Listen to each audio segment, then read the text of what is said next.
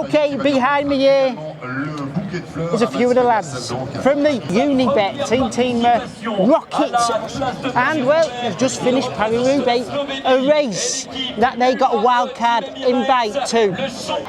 You'll know the people on that podium over here, but you won't know these guys' story, because over the past 36 hours I've been hanging out with them, seeing what it's like to get ready for your very first cobbled classic, the queen of the classics. I was lucky enough to get invited here by Cask. They offered us the opportunity to hang out with a team, a company that, well, supply the lids that came in very handy today. So first up, thanks for Cask for setting this up. Secondly, shall we rewind 24 hours and check out what goes on to get to your very first Queen of the Classics? There's the flames, there's the podium. Let's go back in time.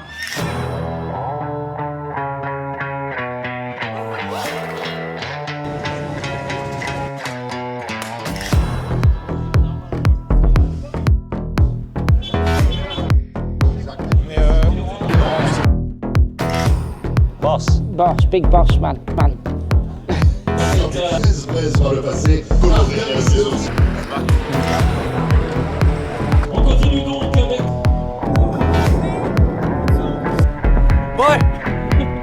don't break it.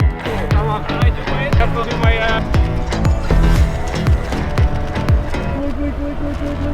So this is the second table. Yeah. How many bottles have you made for tomorrow then? Almost 400.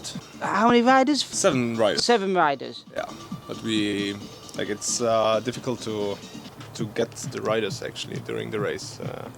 We are multiple cars, so few of us doing 3 or 4 sectors, and then it's better to have more than to have less. I only saw you like talking.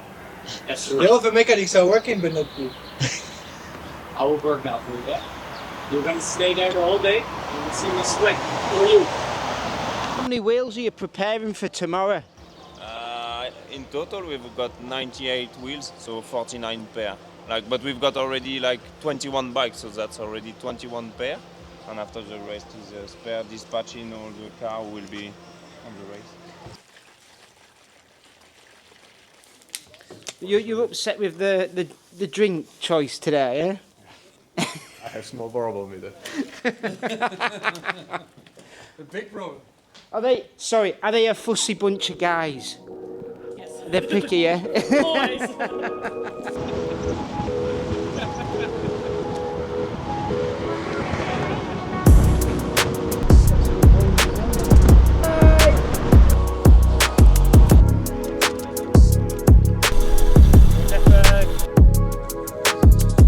Getting used to the bottles now? Yeah, actually, I have to say it's quite good. Okay.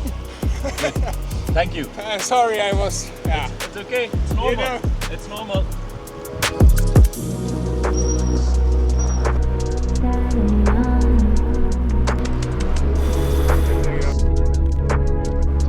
I'm quick charge, I think. He's not safe, man. He's insecure. I'll work that. Yes.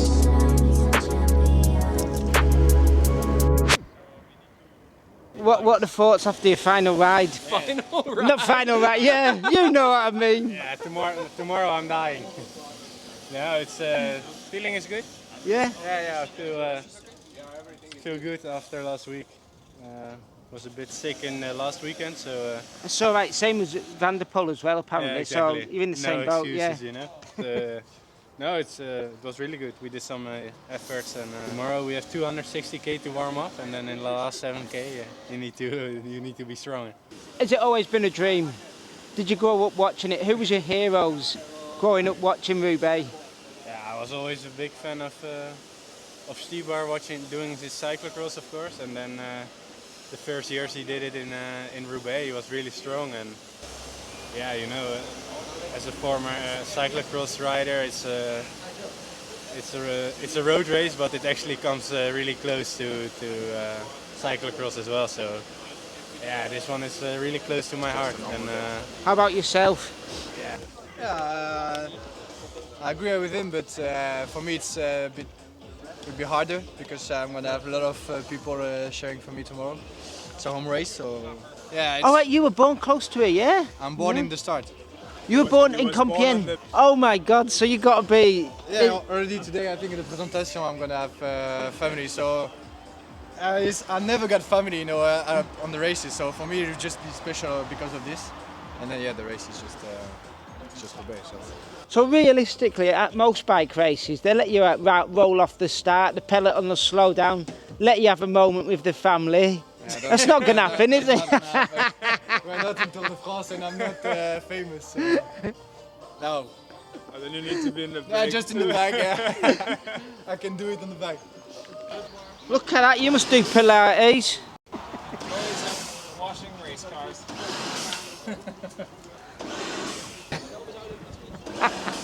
Is that what you go under? Big boss man? Everyone just calls you big boss man? Yeah, if you go to the UK or to America, then it's like boss, and boss is pretty close related. Yeah. And then Spot on. Right, we're here with the leader of the pack, because them jackets look like pink ladies out of Greece, but really cool. I'm digging them. We're here with the boss of Rockets.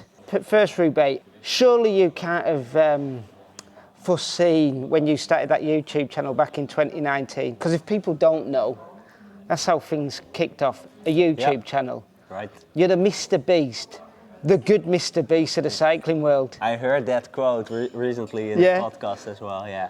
Right, so I don't think on YouTube level we can even compare. in cycling level though, In cycling level, perhaps that's a good explanation to tell people outside of cycling what we are doing. right, how'd you go from YouTubing to rocking up at Roubaix? Yeah, that's quite a roadmap, right? Yes, a little bit. In 2019, we started with making videos, more the behind-the-scenes video. I had the idea of going to Tour de France.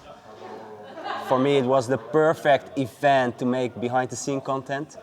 And this was the moment where there was already so much content, but more from a journalist side, and you have those late night shows during the Tour de France. But I didn't really see that new generation content, that behind the scenes. You weren't looking at my stuff then? Yeah, perhaps I overlooked some of the content over there.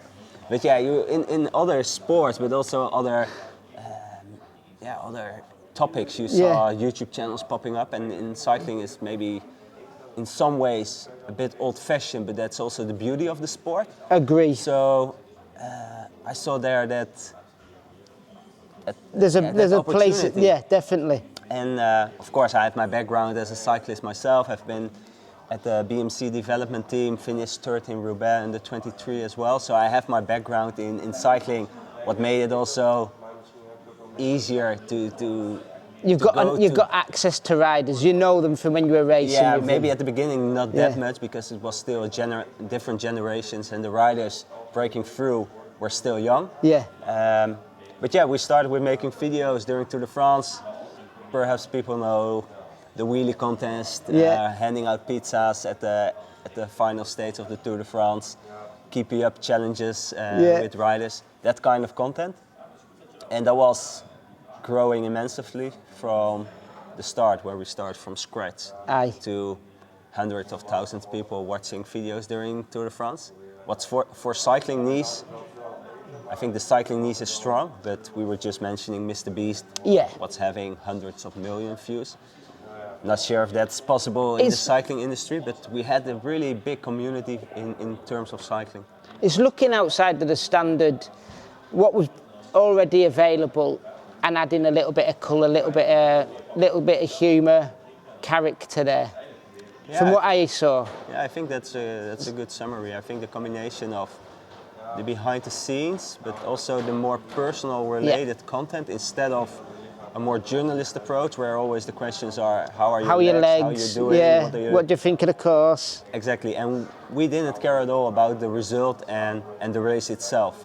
So that also makes it easier that you can focus on riders who are having a good feeling or feeling good. Yeah. So yeah, that's also not our role. So we also focus more on the making entertainment instead of making the news outlets. Right, so but from how do you go from YouTube, from that, to running a team, to getting to Roubaix? What's like you say, what's the roadmap? Yeah, what happened in between? Now we saw this huge opportunity with making content, and during the tour we were making content of the sport in general. Yeah.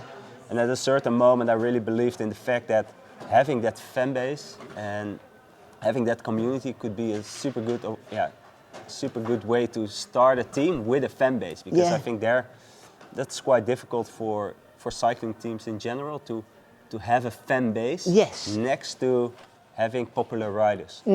So we had those hundreds and thousands people watching our videos, and we decided, like, if we can start a team ourselves, can produce content from within the team.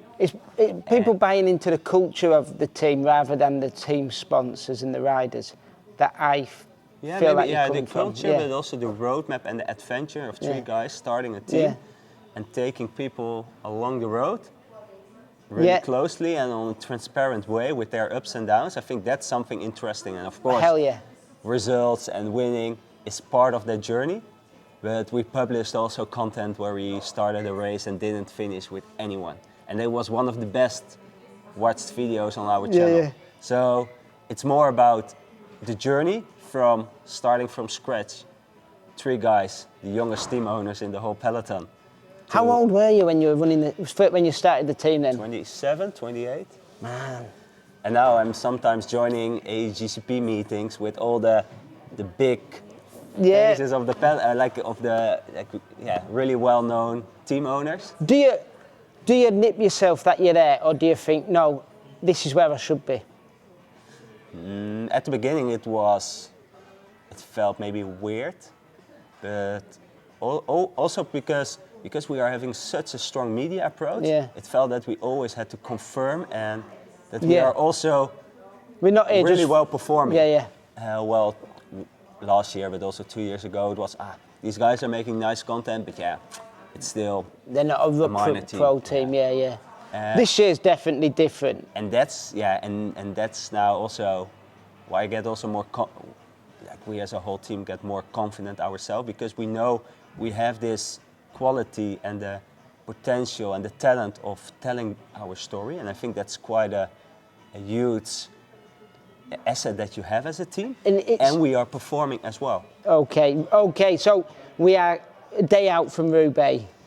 How you've got to this point very quickly, realistically, when you think about it. 2.5 years. That's crazy amount of time it takes. There's teams who have been around for 10 years who haven't got here. How's that happened? The team's got a French licence now, haven't they? That's got to help a little bit. But there is plenty of French teams out there who haven't turned up to the race. I think first of all, the hardest part for us is because we are new, a new kid on the block, is that most of the wild cards are released at the beginning of the season in January. So it's all based on the performance of last year. But if you just started 2.5 years ago, your growth is pretty steep. What do you think ASO saw in you then? I think on the moment that they released their the wild card for Roubaix, I think that was a pretty curious decision, or it was a difficult decision for them, and a bit risky maybe as well, because it's a new team and you don't know exactly where it's going. Well, at this moment, one day before Roubaix, if you look to our spring season so far, I think we also... It's been good. We performed really well with finishing 6th in Nieuwsblad. In the NAN, the mini Paris-Roubaix, we were with 4 guys we created the whole final over there. And normally when wildcards are seen as those guys can ride offensive at the beginning, a breakaway, I think we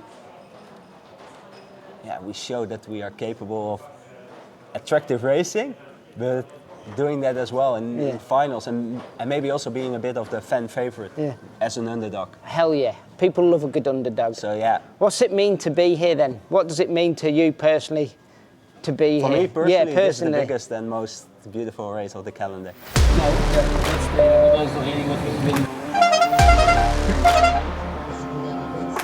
remporteur du 13 par le passé, Ardalis de Pise. Good day at the office. Is there any